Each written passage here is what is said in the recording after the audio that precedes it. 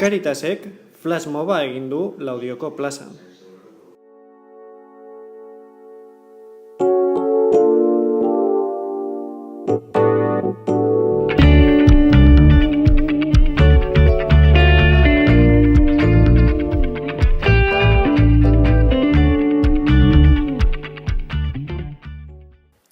Gure helburua da gizarteratzea etxegabekoek ez dutela eskubide berdinak, orduan gure ekintza honetan egin behar duguna edo egin nahi duguna da errealitate hori plazaratzea, ez?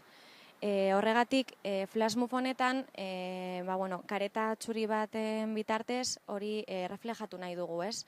Pertsona hauek ez dutelako rostro edo ez dutelako edo invisibleak direla esan dezakegu, ordean hori da ekintzaren lehenengo puntua.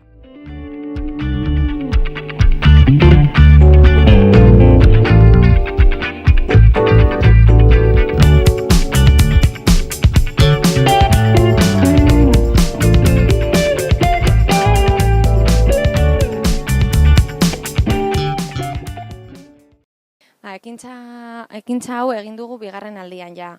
Orduan, pasaren urtean, ez genekien oso ondo nola prestatu, eta Caritaseko zonalde guztiaren kolaborazioaz prestatu genuen, eta aurten ere, beraien kolaborazioarekin kontatzen dugu. Caritas, Amurrioko Caritas, Orduñako Caritas, Laudioko Caritas, eta udaletxeak ere lagundu digu, eta flash mob honetan ere Solastiarreko elkartea ere kolaboratu du.